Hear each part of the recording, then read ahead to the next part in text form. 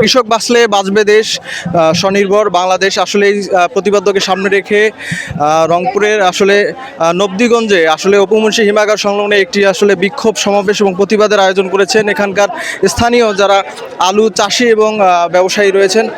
আমরা এখানকার কিছু আলু চাষিদের সঙ্গে সরাসরি কথা বলবো এবং জানবার চেষ্টা করবো আসলে কী কারণে আজকে এই প্রতিবাদ এবং দাবি। আন্দোলন আমরা দীর্ঘদিন থাকি, আলু চাষি আলু ব্যবসায়ী 2020 সাল থেকে আন্দোলন করে আসতেছি। কৃষকের পাশে আছি। কৃষকের পেটে ভাত যাচ্ছে না, বাজার করতে পারছে না, কোলেস্টোরে আলু বেচে কোলেস্টোরের দাম রেট পাচ্ছে না, কৃষক দিশেহারা। তাই কৃষক রাস্তায় নেমে এসেছে।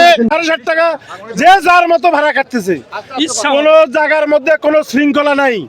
এটা এই শৃঙ্খলার কারণে, শৃঙ্খলা যাতে আসে, সরকার একটা 25টা ডিস্ট্রিক্টে যেখানে আলু অধ্যুষিত এলাকা, এই আলু অধ্যুষিত এলাকা সরকার কর্তৃক বিআরডিসি কৃষি বিপণন থেকে শুরু করি, তারপর পুলিশ সুপার সমস্ত লোকজন আপনার একটা কমিটি করা হয়েছে। কমিটির সুপারিশ করছে 5 টাকা 20 পয়সা, কিন্তু এই সুপারিশ মন্ত্রণালয়ে যাওয়ার পর টালবাহানা শুরু হয়েছে যে তারা এখন পর্যন্ত বাস্তবায়ন করতেছে না। আমরা এই বাস্তবায়ন যাতে আজকের মধ্যে করে।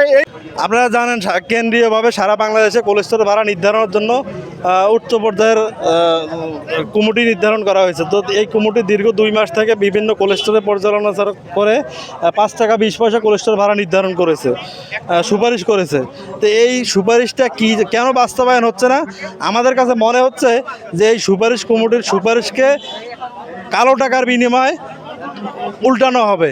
আমাদের কাছে মনে হচ্ছে বামচাল করা হবে ওই সুপারিশকে, যার জন্য আমরা আজকে সাধারণ আলু চাষিদেরকে নিয়ে আমরা রাস্তায় নেমেছি। নবদিগঞ্জ বাজারে উপমুন্সি হিমাগারের সামনে যেই মানববন্ধন বা বিক্ষোভ সমাবেশ, সেটা লক্ষ্য উদ্দেশ্য একটাই। রংপুরের মানুষ বড় বড় অবহেলিত, নিপীড়িত, নির্যাতিত। তারা পরপর একে তো আলু করে তারা ধরা খেয়ে আছে, দাম নেই। দ্বিতীয়ত স্টোর মালিকদের যে বিশাল সিন্ডিকেটগুলো চলতেছে এবং বারবার আমাদেরকে যেই আশ্বাসটা দেওয়া হচ্ছে যে আলু প্রতি কেজি 5 টাকা দরে স্টোরের মধ্যে রাখার কথা, কিন্তু সেটা তাদের লাগামহীনভাবে এটা বেড়েই চলছে। আপনারা জানেন বিভিন্ন দুর্যোগের কারণে, আমাদের যে প্রাকৃতিক দুর্যোগের কারণে, বৃষ্টির কারণে আলুর ক্ষতি হয়েছে, ধানের ক্ষতি হয়েছে, পাটের ক্ষতি হয়েছে, ভুট্টার ক্ষতি হয়েছে।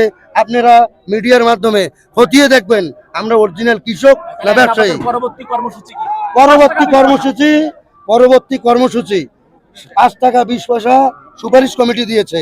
যদি 5 টাকা 20 পয়সা আমাদের লাস্ট কথা, 5 টাকা 20 পয়সা কেজি জমা দিয়ে আমরা হয়তো আজকালকার মধ্যেই সরকার ডিসিশন দেখ আর না দেখ, আমরা আমাদের মতো জমা দিব, বাইর করিয়ে আনবো আলু।